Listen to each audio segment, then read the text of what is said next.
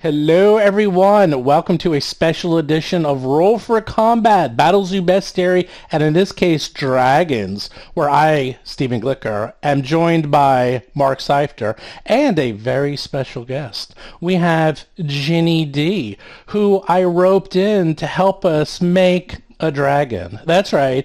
A new dragon. Brand new. I have no idea what it's going to be. It could be anything, whatever Ginny D comes up with. Ginny D, how are you? Thank you so much for joining us.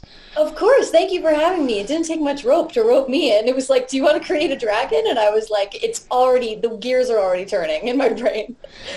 Yeah, I'm thrilled to be here. I'm really excited. I have an idea kind of locked and loaded, and I'm eager to hear what you think about it. All right. So for those of you who don't know what the heck is going on, last year we had a Kickstarter for Battlezoo Bestiary, Dragon Book, Indigo Isles, all this amazing stuff. And Ginny D was nice enough to recreate Zara, who I love because Zara was like dear to my heart, and she did an amazing job. And then the very last goal that we did, literally with like 30 minutes left, I said, okay, if we make this last goal, we'll, quote, get someone famous to make a dragon for us. And that's as far as I got. And then we hit it. And I was like, everyone's like, oh, who's the famous person? I was like, someone. Lucky enough, we got Ginny D. Ginny D is pretty damn famous. So I'm pretty excited. And more importantly, I think you're going to create a interesting and fun dragon that's never been seen before. That's the most important part. So with that, I want to just explain what we're going to do here. We're going to have two videos. The first video is us working with Ginny D on this concept. And then myself and Mark are going to go back and just figure out how to turn this into a dragon, both as a player character, which is what you can do in the Battlezoo Ancestries Dragon book, as well as a dragon itself that you could then use to eat your PCs with. So it goes full circle. So we're going to do that today. The next video, we're going to actually present the final dragon. We're going to show all the artwork. We're going to show its abilities as a PC, how you can make it into a PC, how you can play it, and then what it looks like in various stages of its life.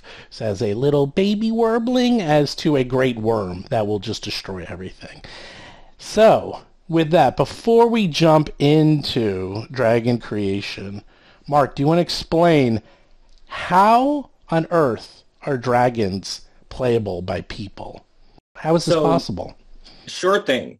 So basically in the world of Battlezoo, and I created it so that you can add it to any world very easily, there is a special ritual called the Lux Eternal Ritual, which essentially, since dragons run on magic, they use magic to breathe out all this weird stuff. They use magic to fly, even though they weigh so much, they probably wouldn't fly in real life.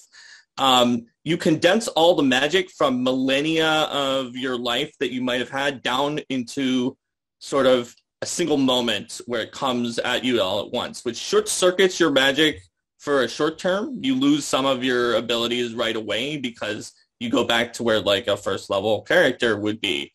But then over the course of a very short period of time, by dragon standards, months or years perhaps, you gather enough power that you're as powerful as a dragon that would normally take thousands of years to gain that much strength.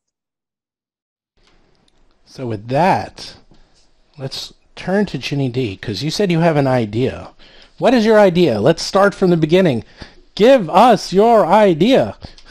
Okay, so I, just because of who I am as a person, I feel like I always start with like vibes, and then I go from there. I start with like aesthetic and feeling, and then I develop from that point, just because I'm just a person who likes like flowers and leaves and plants and like things like that, just sort of a basic cottagecore kind of D&D girl. My first player character is like an elf with flowers growing out of her green hair kind of situation.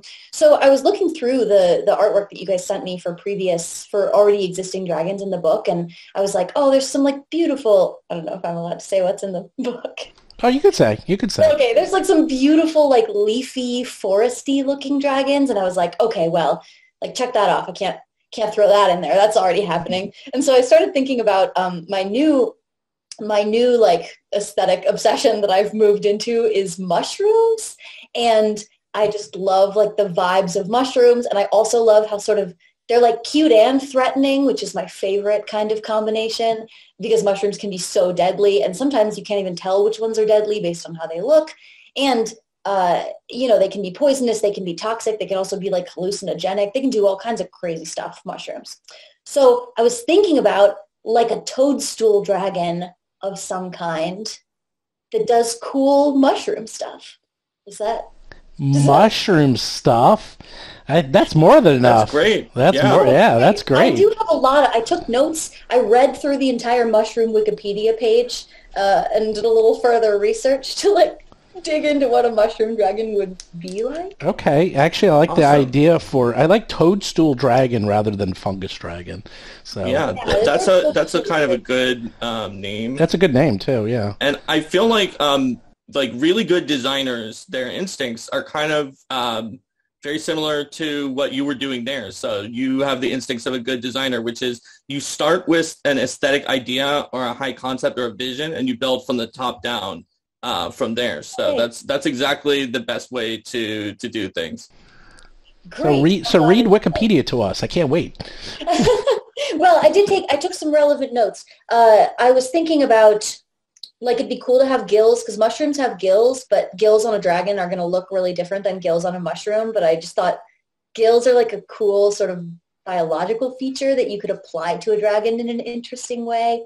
And I also just love bioluminescence as a whole thing. I don't know I don't know how much sense that makes because bioluminescence is sort of like an underground thing.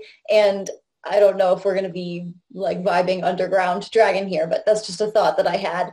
But in terms of like what it can do, I was thinking about poison being obviously a really common mushroom thing. But also I wrote down hallucinogenic because I think it could be cool to do some sort of like illusory or like, I don't know, like charm related type effects or things that you might be able to do to the way that someone perceives things as like a weapon or an ability. And then I also wrote down that a lot of mushrooms live or grow in colonies. So I thought it would be cool to have these be like very social dragons who live in communities. And potentially I don't know if that means they're friendly to everyone or if it just means that they have strong community amongst themselves, but I think that's a cool idea. And then I also wrote down fairy rings just because I thought that'd be a cool basis for some sort of ability or like, I don't know, action or something that they can do, like something sort of area of effecty maybe, just because fairy rings are such an iconic mushroom thing. I don't know if I should just... Keep going. No, there's no bad ideas. Keep going. I also wrote down, so mushrooms feed on decaying organic matter, so I thought it would be, I don't know if this is like too detailed to put into this kind of thing, but I just love the idea of them like preferring their food rotten because that's like super gross and just like an interesting thing for like a whole culture to have. And then I also wrote down that they breed via spores, so they could maybe, I don't know if you guys have like, systems in place with like dragon eggs and stuff like that, but it would be cool if they reproduced asexually, but I don't know if that's even possible with your system. And then I also wrote down hate vinegar because apparently you can use vinegar to kill mushrooms. That is the extent of my notes. That's great. That's great. That's a lot of notes and that have a lot of good points. And honestly, we don't get into the details of like dragon birth rates in terms of mechanics, but we certainly have like lore sections where we just talk about them, and then that's a great place to mention that they use spores. So we could definitely put that in there. Yeah, no, this is absolutely fantastic because the Dragon Ancestry book is broken up into two parts. We have abilities, and then these abilities are the same as feats. And this is for Pathfinder and 5e. So, think of any mechanics in 5e, how it would work. So we have abilities and feats that you can take as you level up. So these are great, like, whether it's bioluminescence or poison or having gills or eating gross dead things, like, that could be a feat. It's like, oh, I could eat anything. That's the feat. That could be the name. Eat anything. And that's what you can do. And then there's a lore section that will have a whole outline and long details about the dragon and how it interacts with people, how it sees itself with other dragons, humanoids, monsters, and so forth. So this is actually way more than I expected. So good job. This is great. You did your homework. If not an extra overcommitter of a person. I could tell. That's awesome.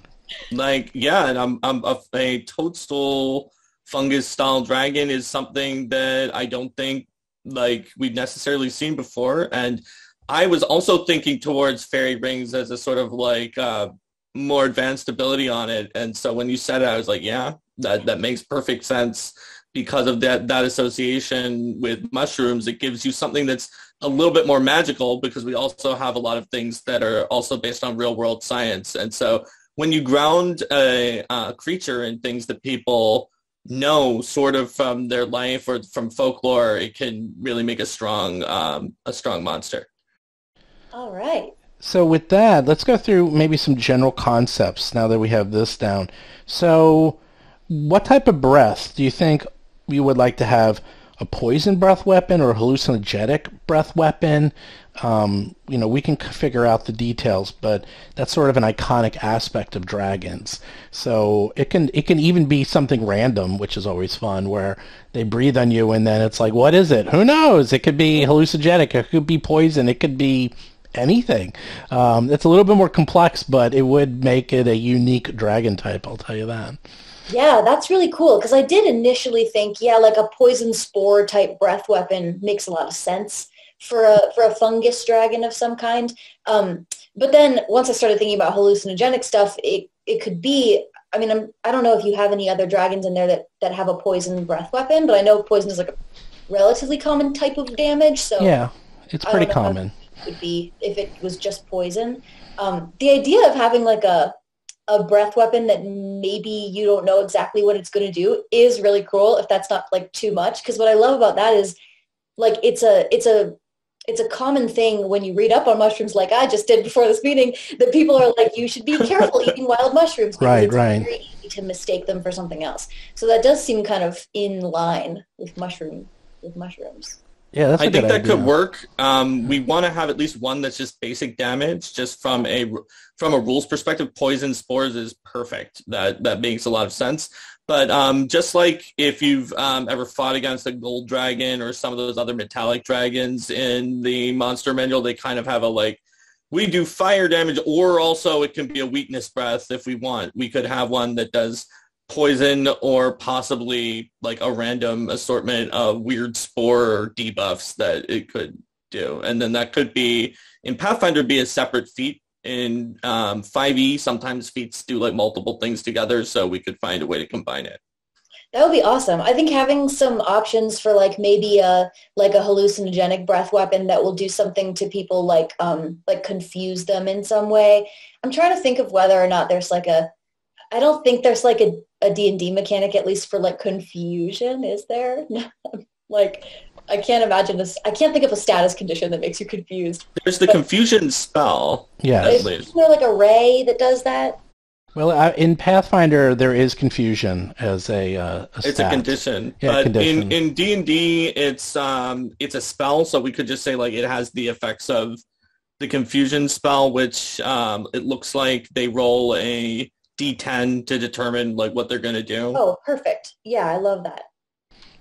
Okay. Yeah, I actually love this whole concept. I'm big into deck of many things. Like I love randomness, and it's horrible, but it's great. And this is great because we could have a dragon that has a little bit of randomness to it. It's like, is it good? Is it bad? Is it other? Who knows? We'll find out. I mean, it could be, and there's nothing funnier than when a dragon accidentally heals people or does something beneficial. I mean, it's funny to the PCs, not to the GM, but it is funny. And they're like, haha, dragon, you thought you were going to kill me. Instead, you just made me stronger. So we can have something silly like that.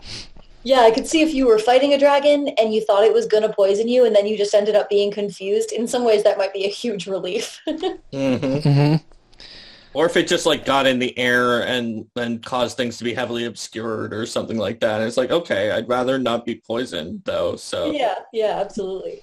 So I'm going through the like core concepts of dragons. We have a name, which I mean I'm going to look it up. We have to do a little bit of research, make sure nothing like this is taken. I have never. I mean, I've seen tiny fairy dragons on toadstools, but I've never seen a toadstool dragon. I don't think there is I've one. never seen So one, and now I think about it, it's you came up with something completely unique. So that's good. We have a breath weapon. So, and we can come back to this, but color. So this is always the most iconic thing. They're color coded for your convenience. When you see it, you're like, gold dragon, I know what that does. Oh, a black dragon, I know what that does. Now, it can be anything, and we have a lot of different variations of color, but the one rule is you can't take a color that's already taken. So that's the thing. So was there any... I mean, you can still use colors that are in other dragons as long as it's not the primary. It's not called a red dragon, right? Like there's a red agaric mushroom or something like that. That's fine. Some of the dragons in our book are like a brine dragon is blue, and that doesn't mean it's a blue dragon. Correct. Yeah, right. I wrote some thoughts down on the visuals. I thought, obviously the iconic toadstool that we all think of is like the Amanita red mushroom with the white spots, which could be cool. I think that is in some ways like maybe getting a little overused in terms of mushroom aesthetics, just because it's a popular thing right now. One of my friends just launched a whole collection of like red toadstool white spot type sweaters, and I've just seen like a bunch of stuff around it, which is one of the reasons why there you go. So cute. That's one of the reasons why I was also thinking about maybe something bioluminescent, like more of a green, like a light glow kind of vibe, or like a blue. I think it's actually unusual for mushrooms to be blue, but in my brain bioluminescent mushrooms are blue always, which I don't think is actually scientifically common. I think that's a D&D trope, because I like a lot of the D&D games they make them blue, glowing. Like violet fungus and all those. Yeah. And if you put like Baldur's Gate and stuff. Idea of like a green, blue, or purple, like a sort of a cool tone, like slightly glowing kind of fungus situation. Yeah, purple I like, because I don't think there is a purple dragon. Not really. Trying to think. No, I don't really think there is. I mean, obviously, green and blue we can always do something with. And obviously, the funny thing is, I thought right away of red with white spots, which, is, as you say, it's pretty iconic. But purple is cool. And obviously, making it glow, this will probably be part of what is called the wild dragons. Obviously, there's like the chromatic dragons, and there's the metallic dragons. Well, in the world of Alucard and Battlezoo, we have wild dragons, and those are the indigo dragons and Carillion and a few others. So yours will be falling in with the wild dragons. And one of the nice things about the wild dragons is that we have strange colors, like an orange dragon. That's the amber dragon. Like, orange doesn't exist. And believe it or not, a lot of people are asking for it. So we're like, okay, yeah, there we go. I got an orange dragon for you. I don't think purple exists, so that would be great. We could have like a purple type dragon. That'd be awesome. I think if you wanted to like look more mushroomy, we could potentially try and bring in like red mushroom style spots, like the white spots maybe, just with a different color base, and that might help it kind of look mushroomy. I don't know. Mm-hmm. You think it has mushrooms like growing on the dragon itself? Yeah. I mean, I love plants growing on living things. It's like 40% of my entire aesthetic, so I'm always... Okay. Well, that's easy enough, I'll tell you that. So we have kind of a look. We have a name. We have the breath weapon. What else do we need, Mark, that are iconic for dragons? That are the main aspects? Well, we actually have pretty much what we're looking for here. So we also wanted to know how they might interact with other dragons, and they live in big colonies, and that's actually really important and can help determine what happens with the lore about one of them who leaves the colony to sort of go on an adventuring career. So that's immediately a great hook for anyone who's an adventurer who's one of these types of dragons. Yeah, actually, anything you can give us about more into the lore or anything else, Abby, looks like you have a lot written down. for example, like indigo dragons, they love to party. That's their big thing. And they do it in both forms. Like they do it when they're PCs, they love to party. And when they're dragons, they still like to party. And they're actually very sociable. They're very friendly. They go to, towns, hang out. They don't like eat people. They're just like a friendly dragon. So what do you think, like, this dragon would be as both a PC and as a dragon? What do you think their like behavior would be like?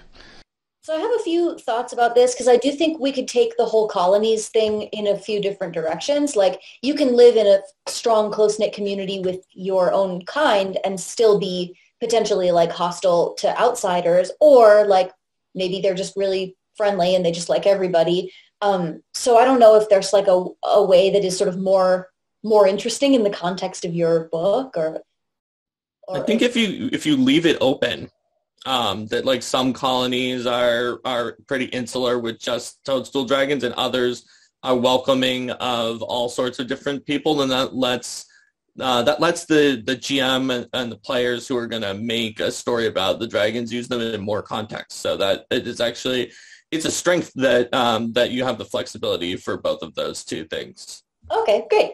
Well, yeah, I think as long as we have that sort of like core concept that they live in, that they're social, like community creatures, I think that makes a lot of sense for a toadstool dragon. And then I was thinking about all the things you can do with mushrooms. Like a lot of people cook with mushrooms, or mushrooms can be used in medicine, like in folk medicine. So I was thinking, like, I don't know, maybe they really like cooking, or they're like culinary dragons that do a bunch of cooking stuff, or maybe they're like medicine type dragons who like train to be healers and like are very focused on medicine. I don't know if any of those things make sense. I know like my image of a dragon is like giant dragon on gold hoard in cave killing everyone. So. Oh no, they're cooking dragons. I love that. You have no idea how much I love that. And there's nothing like that in anything really, in Pathfinder and D&D and anything. It's such a basic necessity of life, and you just don't see it.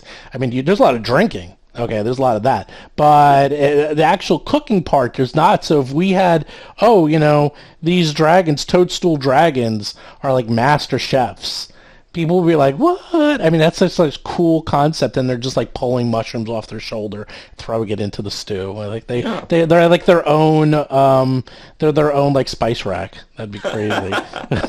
Yeah, I love that. My PC that has flowers growing in her hair, she makes tea with the flowers and leaves from her own hair sometimes, which is like nice. Just a little slightly auto-cannibalistic in some ways. And it's just a weird detail that I love. The only thing I'm thinking now, though, is I'm like, oh, they love to cook. They season with mushrooms. But I also said that they might prefer their food rotten. So maybe they love to cook and other people don't like what they cook. I don't know. I don't know what the situation is.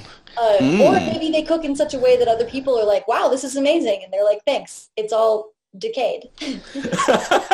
Yeah, I don't know. Maybe fermentation is the way to go with that, right? Because when something gets decayed through the process and we don't like it, we call it rotten. But when it gets decayed and we like it, we call it fermentation, even though it's the exact same thing.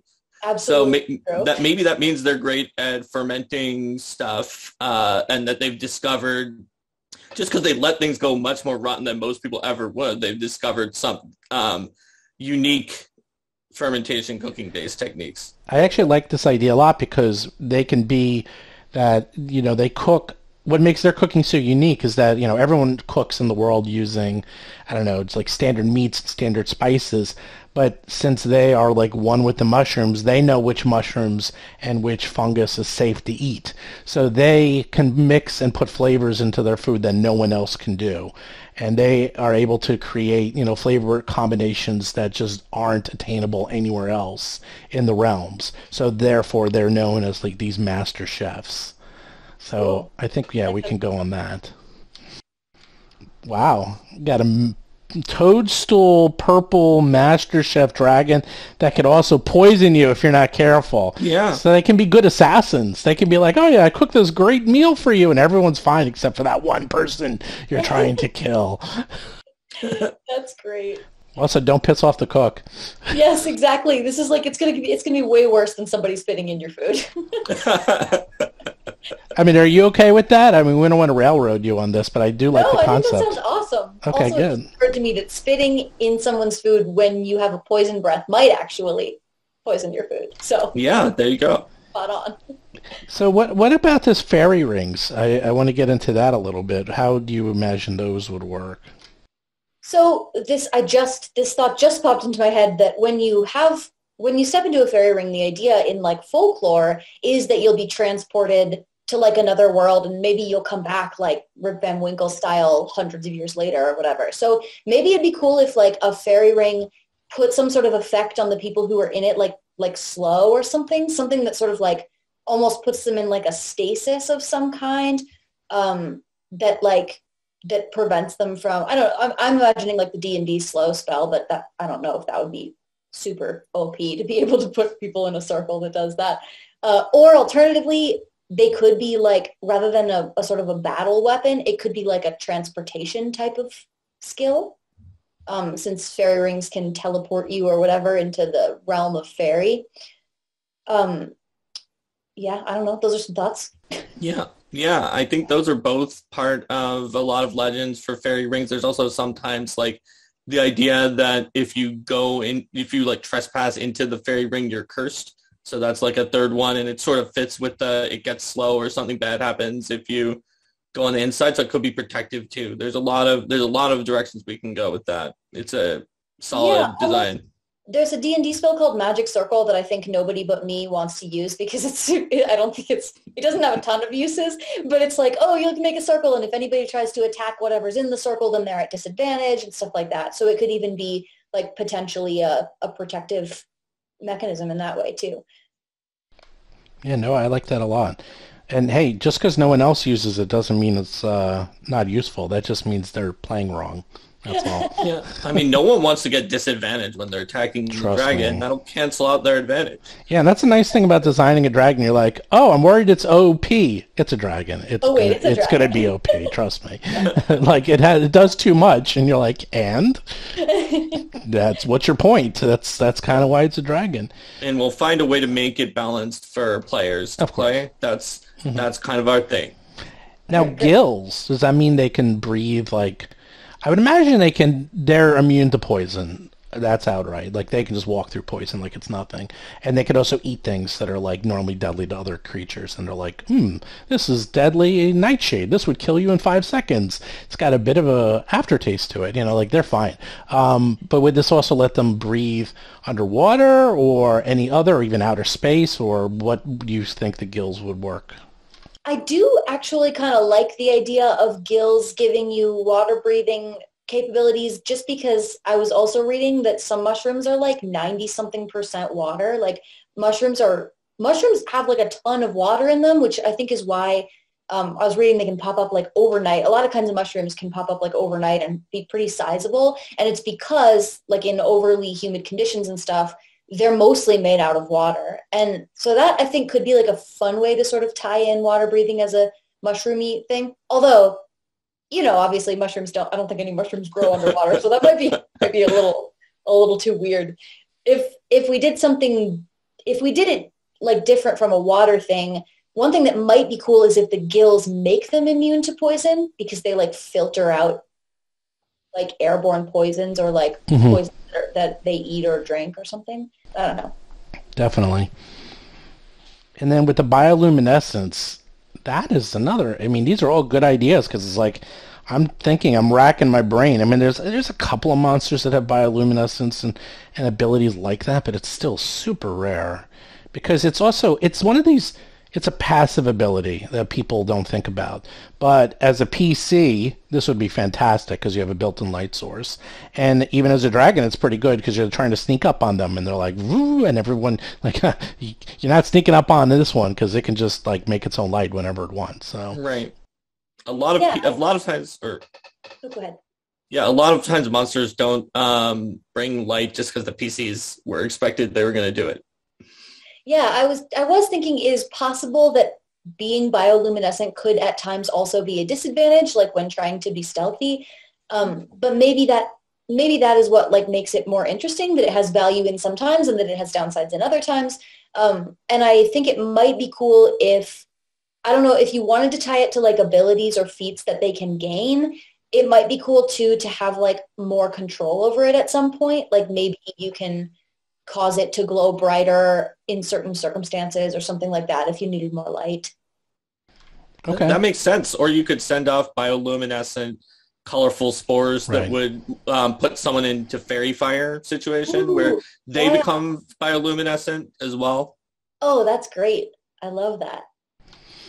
I also love your hate vinegar. That is a secret monster thing. If you're designing monsters, is that you always, not always, but I like to put in like some weird thing. Like we have in as Battlezoo Bestiaries, we have these husks, which are basically these they're corrupted plants. And one of the things is they have axe vulnerability. They hate axes. And it's like, yeah, of course they do. They're plants. They hate axes. So you have something like this, like vinegar. Like who has vinegar on them, you know? But if you do, oh boy, that PC is never going to forget that fight or that encounter because they're going to be like, remember that day I had vinegar and we killed that dragon because of me, because I had vinegar and you all made fun of me for like a year? Haha. I love that. That also makes me laugh because I have my PC has a familiar that's a pseudo dragon, and canonically she just like loves pickles. It's just like her jam. And so this is just like the opposite of that because pickles are made with vinegar. So that's right. That's like, see, that's what makes the best moments in an encounter. You're like, oh, what do we do with this dragon? Oh no, throw the pickle jar at it. It worked. Hey, poor dragon. Tabletop gaming moment. Right. I'm imagining that this dragon is judging like some kind of Iron Chef competition, and the person's like, okay, I've made you like a fugu fish, and they're like, okay, whatever, I'm immune to poison, and it's served in raspberry vinaigrette. It's like, what are you trying to do? Kill me? No.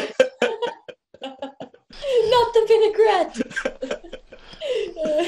Wow, this is an A+ dragon. You brought your A game. We got the right person for this. Oh my God. I thought we were going to have to like coax this out of you. You're like, let me whip out my notebook here of Wikipedia. I did tons of research. Wow. And this is unique. I've never seen anything. And the funny thing is, Mark has just gone through how many? 44 plus dragons, every dragon imaginable, and done, I think, 42 of the 44 for lore at this point. Yes. So we've seen it all, and this is like, you hit like 10 things I've never seen before. Not even like one or two. This is great. Not only that, but I'm partial, like, we could obviously put this in wild dragons, but I'm kind of convinced that it might be an interesting idea to make a new family of dragons just to start with this one. Ooh. It could have like, you know, it has the toadstool dragon, but it can have other kinds of all designed by Ginny D. Yeah, it could have other kind of plant dragons, like, you know, like you could have one that's like a seaweed dragon or other things like that, kind of like how there are a bunch of different kind of leshies, like fungus leshies and seaweed leshies and lotus slushies and things like that. I could see a plant dragon family growing on this, which in our RPG Superstar contest that we're judging right now, the thing that makes a platinum or grand prize winner is when you're like, not only is this good enough to be gold, but you want a whole family of monsters based on that. Yay! I'm so glad that I brought something useful to the table here. Useful? Are you kidding? I'm actually not joking here because, I mean, we do this all day. Like, we make dragons, we make monsters, we're judging them right now in the RPG Superstar. Like, this is A+. Like, this is really, really good. You obviously know how to play D&D. Now I want to play D&D with you. You must be an amazing player. This is good stuff. Now I want you to design some more. Get cracking. But all you have to do, just come up with ideas. You can be the idea person. Like, oh, I have this idea. I'll read 5 more Wikipedia pages. Twist my arm. Well, 4 more. Actually, yeah, there's normally 5 dragons in a family. 5 dragons. So if Toadstool's starting a family, there would be 4 more. Yeah, if you want to do 4 more. I mean, again, I'm just throwing out there. I know mermaid dragon. I know you like mermaids. That would fit in this category too. Actually. I feel like that there's a big space for a mermaid dragon because of for some good Wikipedia entries to read. Melusine, the tale of the mermaid / dragon. Oh yeah, well then you've already got it. Oh, I'm mermaid obsessed. If you had me make a mermaid dragon, though, it'd be deadly. I'm a deadly mermaid girl, not a little mermaid girl. Good. We need the evil ones too. We actually have Siren dragon that lures you to crash your ship against the rock. Yeah, absolutely. Oh god, yeah, that'd be fantastic. Is there any special attacks or abilities or spells do you think this dragon should have? Back to Toadstool. I definitely think we could do some really cool stuff with the hallucinogenic line of questioning. Just because poison is like pretty straightforward. I feel like there's a few things that poison can do, and I think that like doesn't require too much like careful thinking. But I think like a hallucinogenic type of thing could go all kinds of different ways because it could confuse people, or it could do like illusion type things. Like, I'm thinking of, I'm spacing on the name right now, but there's one that can cause one person, there's a spell in D&D that can cause one person to see specific things. It's like an illusion that affects just one person. I had it at some point, and then I switched out my spells. Well, not illusionary. Pathfinder, there's a hallucination spell. In D&D, Phantasmal Killer is one that only one person sees, so it's some kind of phantasm. Force is the one I'm... Oh, Force, yeah. Yeah, you craft an illusion that takes root in the mind of a creature. So yeah, like something like that could be really cool, where you can cause one specific person to like hallucinate something that you choose. Something of your choosing. Go ahead. Oh, no, sorry, I didn't mean to interrupt. I do like that concept of, like, when you do a monster, you don't want to do different abilities. Like, you don't want to say, oh, it can breathe fire, and now it can do poison, and now it can, you do frost. Like, no. That's a no-no, unless that's what it does. But, like, for you, we're kind of going all in on this poison and hallucinogenics, so having spells and abilities that also reinforce that is very good, and that's a good idea to keep going down that route. Awesome. Yeah, the other one I was thinking of is color spray, which is like a dazzling array of lights, and it can like blind people. That could also be a cool direction to take, like a hallucinogenic feeling. Or you could even take it in the direction of like a spell like Friends, or something that just makes someone like more socially hospitable to you. But maybe that's just me imagining what high people are like. I don't actually really know. It could be like charm person or something like that. You're like, hey, that's a So is that another thing? They can make you high. They're really fun. They're fun. There you go. This is a fun dragon. The D&D Friends spell, I think, is particularly good for that, because if I remember correctly, they crash afterwards and they're like, what did you do? So it has both the high and the crash. That's a good way to put that. Wow, this is an A++ dragon. I love this dragon. This is really good. Is there anything else you can think of that we missed? I think you got it all, Stephen. Yeah. And I got it Ginny all. Ginny gave us everything that we wanted, and extra stuff that is even better than what we were looking for to begin with. So this is going to give so much color to the dragon. Like, what I'm used to working with when I have to start writing lore is sometimes these dragons that I'm converting have like 2 sentences about their lore, because their mechanics took so much space in the bestiary or the monster manual, that it was just like these, like those forest dragons that you saw that had like forest stuff covering them. Their initial appearance just was like, they live in the forest and they like to climb around, and since they were chaotic evil, it was like they're capricious and malicious. I was like, okay, yeah, I know, because it says chaotic evil. Oh man, that's great. So at this point, what we're going to do is that we'll go back, we'll think about this. I wrote some extensive notes, and then we'll come up with a dragon. We'll come up with both dragon as monster and show you that, and we'll also come up with dragon as PC, and we'll give you the overall feats and abilities and explain, how they can level up and what you would get at certain levels. Obviously, things you get at level 2 versus level 17 or 19 or even 20. And then we will also, after that's all situated, and we also get the look of the dragon down, I'll get my artist to create this dragon, both as a PC, probably cooking, because it looks like that's what they do. We usually do a couple of them. We'll usually do the happy-go-lucky, hi, I'm a PC, and they're holding like a big pork chop or have like a cooking head on, and like it's a fun dragon. And then there's the not so fun dragon, which is like them in battle or something. So we'll do a couple of those, and then we'll do the dragon as dragon, like just being mean and evil and all poisoning. I mean, they're not necessarily evil. Actually, we didn't ask what alignment they have. I feel like these are kind of more in the neutral, where they could be an evil poisoner, but they could be friendly. I think that's very in line with mushrooms to be neutral. Like they can be deadly, but like also they can be tasty. Who knows? It can be true neutral. It can be anything. If you're true neutral, there you go. Perfect. So with that, we will see you again, hopefully in a couple of weeks, with our results. And before we go, do you want to tell everyone where people can find you, Ginny D? Oh, sure. Yeah. I guess I didn't ever mention like what I do or who I am. It was just like Ginny D's kind of famous, and then I made a face, and then we went from there.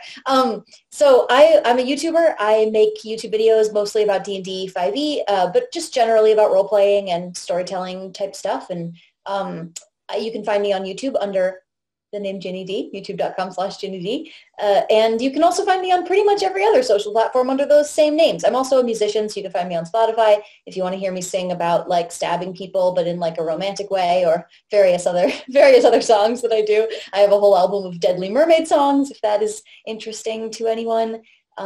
Yeah, I do a lot of stuff. That's really the problem with these sort of summaries, is that I do too much. And what about you, Mark? What do you do for me and on your own? Well, I'm the director of game design for Battlezoo, and previously the Paizo design manager, who did a ton of work on Pathfinder's 2nd edition. I'm also on a Twitch stream called Arcane Mark with Linda Zayas Palmer. You can find that on twitch.tv/Arcane Mark. There's also a YouTube Arcane Mark channel for that too.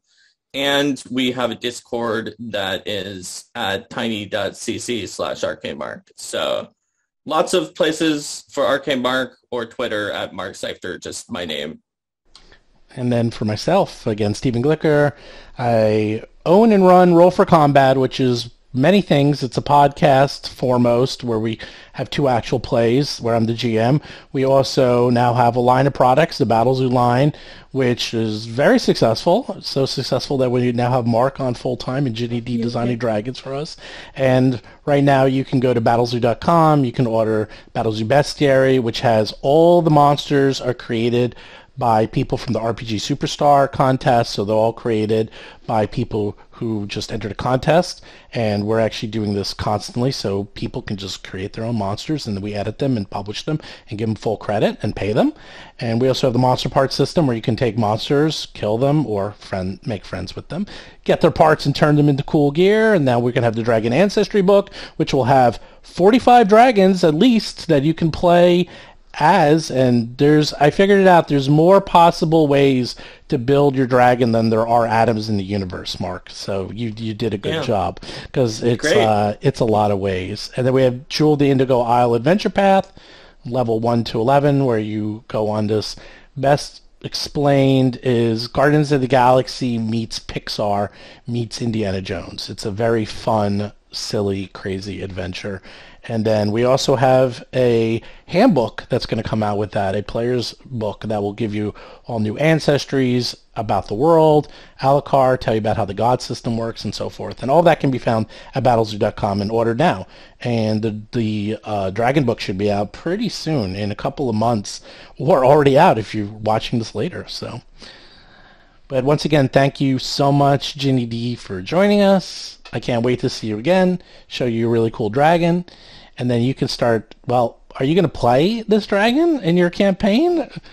Are you going to I don't know. I mean, I don't know if there will be a spot for her, but I would love to. I am so thrilled to have gotten the opportunity to do this. I'm really excited to see what you guys put together. So thank you for letting me just talk about mushrooms at you for an hour. You're very welcome. Yes, thanks. We learned a lot. I wish all my Wikipedia articles were read to me by you. Thanks again, and we'll see you in a couple weeks. All right.